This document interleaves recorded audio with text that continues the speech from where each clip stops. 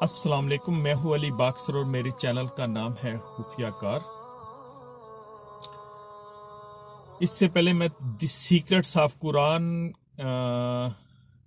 کے ٹاپک میں آپ کو بہت کچھ بتا چکا ہوں۔ میں ایک ویڈیو میں نے آپ کو بتایا تھا کہ مجھے کبھی موقع ملا تو میں آپ کو بتاؤں گا کہ قرآن میں جتنے بھی عربک ورڈز استعمال کیے جا رہے ہیں، جتنے بھی الفابیٹکس ہیں، ان ہر ایک کی ایک نومریکل ویلیو ہے۔ ہمیں اس بات پر بھی ریسرچ کرنے کی ضرورت ہے، کیونکہ یہ جو نومریکل ویلیوز ہے اس میں آپ کہہ لیں بہت سے وہ آپ سائنس کے فارمولے اس میں موجود ہیں جو کہ آج سائنس نے وہ ڈسکور کیے ہیں، یا آج ان کو جو ڈیفائن کیا جا رہا ہے وہ 1400 سال پہلے اللہ تعالیٰ نے قرآن کی صورت میں مسلمانوں کو دے دیے تھے۔ اسے ہماری بد نصیبی کہیں، بدبختی کہیں، جہلیت کہیں کہ ہم اس قرآن سے وہ فائدہ نہیں اٹھا سکے جو کہ اسلام کے دشمن جو اس سے فائدہ اٹھا رہے ہیں۔ باتیں بہت ہے کرنے والی، لیکن میرے ذہن میں ہمیشہ یہی ہوتا ہے کہ میری ویڈیو زیادہ لمبی نہ ہو جائے، اس لیے میں ٹو دا پوائنٹ کی طرف میں آتا ہوں کہ قرآن پاک میں جتنے بھی الفابیٹکس ہیں، ہر الفابیٹک کی ایک نومریکل ویلیو ہے۔ تو قرآن آپ کہہ لیں کہ عربک ورڈز یہ ٹوٹل جو ہے 28 یا 28 عربک ورڈ یا الفابیٹکس ہیں، الف سے لے کر یا تک یا یہ تک۔ تو ان کو میں اگر جس ترتیب سے میں آپ کے سامنے ریپیٹ کروں گا، آپ کے سامنے یہ سکرین پہ بھی یہ آتے جائیں گے، اگر آپ ان کو لکھ لیں، نوٹ کر لیں، یاد کر لیں تو آپ اس سے بہت سی ریسرچ کر سکتے ہیں۔ بالخصوص ہمارے آئی ٹی کے جو اسٹوڈنٹس ہیں، میں انہیں کہوں گا کہ وہ اس پر ریسرچ کریں اور مسلمانوں کو آگاہ کریں۔ بہت سی اس میں وہ نئی باتیں ہیں۔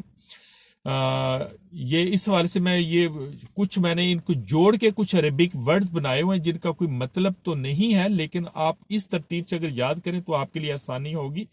ابجد ہو وزحت، یکلم نن سافوس، کرشت سن خز زز غائن، یہ میں نے ملا کر 28 الفابیٹکس آپ کے سامنے پڑھے ہیں۔ ابجد ہو کا مطلب ہے الف با جیم دال اور ہا، وزحت کا مطلب ہے واو زا ہا تا، یکلم نون کا مطلب ہے لام یا کاف لام میم نون، سافوس سے مراد ہے سین عین فا اور سواد۔ آگے میں نے پڑھا تھا کر شت سن، یعنی کہ کر کاف، یہ کاف دو نقطے والی، آگے را شین تا سا، ہز زز یہ خا اور زال، آگے زز میں یہ جو رمضان میں زے استعمال کرتے ہیں، عربی میں سے دواد بھی کہتے ہیں، تو ہز زز میں زواد اور زوئے۔ آگے لاسٹ ورڈ ہے غائن، غائن میں نے اکیلا پڑھا ہے، یہ آپ کے سامنے سکرین میں بھی آتا جائے گا۔ الف کی جو نومریکل ویلیو ہے وہ 1 ہے، اور غائن کی یہ سب سے زیادہ اس کی ویلیو ہے، اس کی ویلیو جو ہے وہ 1000 یا 1000 ہے۔ یہ آپ کے سامنے سکرین میں بھی چل رہا ہے، بہتر ہے کہ آپ اس کو جب وہ نوٹ کر لیں اور اس کے مطابق آپ قرآن کے ہر عربک ورڈ کی آپ ویلیو نکال سکتے ہیں۔ تو اس میں آپ کو بڑی وہ حیرت انگیز آپ کو باتیں پتہ چلے گی۔ جیسے عموماً جب میں چھوٹا سا تھا تو میں دیکھتا تھا کہ جب ہاتھ سے خط لکھے جاتے تھے پینسل اور قلم سے، تو سب سے اوپر لکھا جاتا تھا 786۔ 786 سے مراد جو ہے وہ بسم اللہ الرحمن الرحیم لیا جاتا تھا، لیکن مجھے یہ نہیں پتا تھا کہ یہ 786 یہ کیسے وہ بن جاتا ہے۔ تو اس حوالے سے بھی آپ کو یہ میرے وہ سامنے آپ کے سکرین کے آ رہا ہوگا، بسم اللہ الرحمن الرحیم میں ٹوٹل 19 یا 19 الفابیٹکس استعمال کیے گئے ہیں، اور ان الفابیٹکس کے نیچے میں نے ان کی نومریکل ویلیو جو ہے وہ بھی میں نے سامنے لکھ دی ہے، جو آپ کے سامنے سلائیڈ چل رہا ہے۔ آپ اس تمام نومریکل ویلیو کو اگر آپ کاؤنٹ کریں تو وہ 786 یا 786 بنتا ہے۔ تو اس طرح جو ہے آپ قرآن میں جتنے بھی الفاظ استعمال ہوئے ہیں آپ ان کی عربک جو ہے وہ ساری نمریکل ویلیو آپ جو ہے وہ نکال سکتے ہیں۔ اچھا، میں ٹپ کے طور پر جیسے میں نے بسم اللہ کا آپ کو بتایا، اسی طرح میں ایک ٹپ کے طور پر ایک بتاؤں گا۔ قرآن پاک کی 57 یا 57 نمبر کی سورہ جو ہے اس کا نام ہے الحدید۔ اچھا، حدید کا مطلب ہے لوہا۔ تو حدید میں جو الفاظ استعمال ہوئے ہیں وہ ہا، دال، یا دال۔ تو آپ یہ دیکھ کے حیران ہو کہ ہا کی ویلیو جو ہے وہ 8 ہے، دال کی ویلیو 4 ہے، اور یہ کی ویلیو جو ہے وہ 10 ہے۔ اسی طرح پھر دال کی ویلیو 8 ہے۔ تو اس طرح حدید میں جو لفظ استعمال ہوئے ہیں، 4 الفاظ استعمال ہوئے ہیں، ہا، دال، یا، دال۔ تو ان کی ویلیو کو اگر ہم اکٹھا کریں تو یہ 26 بنتا ہے۔ اور آپ یہ دیکھ کر حیران ہوگے، جیسا کہ لوہے کو کیمسٹری کی زبان میں فیرس کہتے ہیں، اور فیرس کا جو ایٹامک نمبر ہے وہ 26 ہے، جبکہ حدید کی جو نمریکل ویلیو بنتی ہے وہ بھی 26 ہے۔ یعنی کہ اس سے یہ پتہ چلتا ہے کہ آج سے 1400 سال پہلے ہی اللہ تعالیٰ نے قرآن میں آپ کہہ لیں کہ ایٹامک نمبر ہمیں بتا دیا تھا کہ لوہے کا یا فیرس کا ایٹامک نمبر جو ہے وہ 26 ہے۔ اچھا، ایک اور بات، یہ اللہ تعالیٰ قرآن پاک کی یہ 25ویں آیت ہے الحدید کی، سورہ الحدید کی، جس میں اللہ تعالیٰ فرماتا ہے کہ ہم نے لوہے کو اتارا، یعنی کہ ہم نے لوہے کو آسمان سے اتارا۔ آج 1400 سال بعد یہ سائنس نے تحقیق کر کے سائنسدانوں کو یہ پتا چلا ہے کہ لوہا جو ہے زمین کا حصہ نہیں ہے، بلکہ یہ آسمان سے زمین پر گرا ہے، جبکہ اللہ تعالیٰ نے قرآن میں 1400 سال پہلے بتا دیا تھا کہ لوہا جو ہے ہم نے آسمان سے زمین پر اتارا ہے۔ یہ 25ویں آیت ہے۔ یہاں پہ میں ایک اور چیز میں آپ کو ٹپ کے طور پر، یہ کچھ میں آپ کو ٹپس بتا رہا ہوں کہ 57 سورہ جو ہے وہ قرآن کی ٹھیک وسطی سورہ ہے، یعنی کہ ٹھیک قرآن کے یہ وسط میں آتی ہے۔ یہ قرآن پاک کی کل 114 سورہ ہیں، اور 114 کو اگر ہم ڈیوائڈ کریں 2 پر تو 57 آتا ہے۔